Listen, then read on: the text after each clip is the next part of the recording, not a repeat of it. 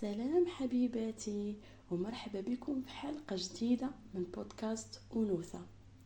اليوم غادي نهضروا على موضوع كيهم كل بنت، وهو كيفاش نقدروا نعيشوا الأنوثة ديالنا بطريقة طبيعية وبلا ما نضغطوا على ريوسنا أو نحتاجوا نكونوا مثاليات. كما قلنا من قبل، الأنوثة ماشي غير في المكياج ولا في اللباس، راه الأنوثة كتمشي مع كل حاجة صغيرة في حياتنا، من طريقة كلامنا، طريقة الابتسامة ديالنا، تصرفاتنا اليومية، وحتى في طريقة العناية براسنا وبجسمنا. دابا غتسولوني كيفاش نقدروا نديروا باش نكونوا أنثويات في الحياة اليومية ديالنا وبدون تصنع. أول نصيحة غنعطيها لك حبيبتي هي العناية بالنفس. تعتني براسك وتهلاي في راسك، تخصصي كل نهار وقت لنفسك وتديري روتين خاص بك. حاولي ما أمكن ما يكونش روتين معقد اللي غادي يعكزك، واخا يكون غير 10 دقائق في النهار ديالك ديري فيها العناية بشعرك، سكين كير ديالك، جلسي فيه مع راسك ترتاحي فيه جسديا ونفسيا. خاصك تعرفي أن العناية بنفسك ماشي فخامة ولا شي حاجة زايدة ناقصة، لا حبيبتي، هي حاجة ضرورية باش تحسي بالراحة والثقة في الداخل ديالك. شوفي نعطيك مثال بسيط، مجرد ترشي ريحة عطر خفيفة كتحسي بالأنوثة عندك كتزيد، كتحسي بواحد الشعور زوين، كتحسي بالثقة ديالك كتزيد. خلي عليك إلا عطيتي وقت لراسك وتهليتي فيه مزيان. النصيحة الثانية وهي لغة الجسد. خاصك تعرفي أنه الجسد ديالك كيقول بزاف عليك. الوقفة ديالك واش مستقيمة ولا محنية، الأكتاف ديالك مرتاحين، الابتسامة ديالك، الطريقة اللي كتحركي بها، كيفاش كتهضري، ونبرة الصوت ديالك، كلهم إلا رديتي لهم البال راه كيزيدوا الأنوثة ديالك طبيعيا.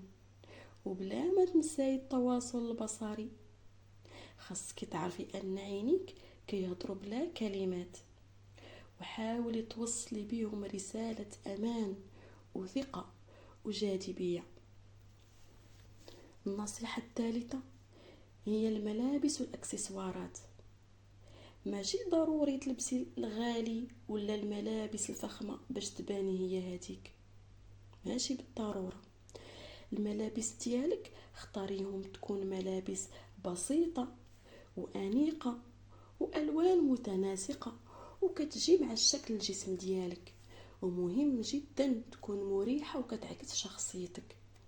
وزيدي لمسة من الأكسسوارات الأنثوية، شي سلسلة، شي مكانة زوينة. هاد الأكسسوارات حتى هي كتزيد من الأنوثة ديالك والإشراقة ديالك. بالنسبة لغير المحجبات، تسريحة الشعر مهمة، شعرك يكون مقاد ويكون نقي، ونظافة الأظافر هي مهمة جدا، والأسنان ديالك يكونوا ديما مغسولين ونقيين. والنصيحة الرابعة الأنوثة في الروتين اليومي. كنعني به تصرفي بأنوثة وبهدوء في الحياة اليومية ديالك، يعني في نهارك منين تفيقي حتى غتنعسي تصرفات ديالك يكونوا أنثوية، في الدار، في الخدمة، مع الأصدقاء، مع العائلة. خلي تصرفاتك كلها كتعبر على الأنوثة ديالك.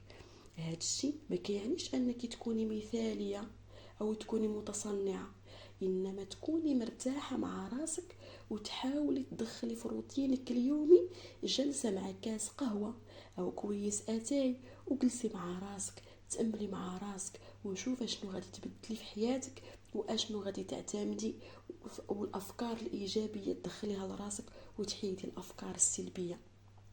هاد الجلسة واخا تكون صغيرة كوني أكيدة أنها غتبدل شحال من حاجة في حياتك.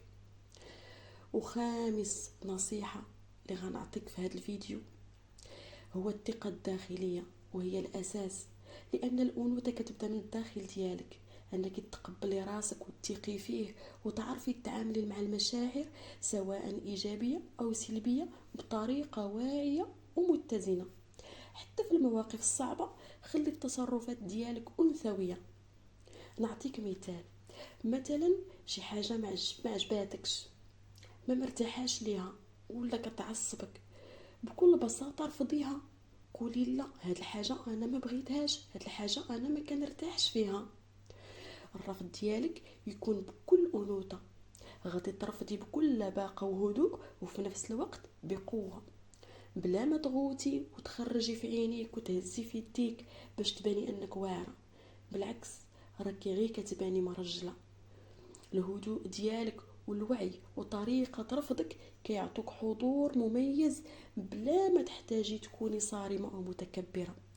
الهدف ديالنا في هذه الحلقة هو تعرفي أنه كل لحظة صغيرة في يومك هي فرصة باش تعكسي جمالك الداخلي والخارجي وتعيشي الأنوثة ديالك بكل ثقة.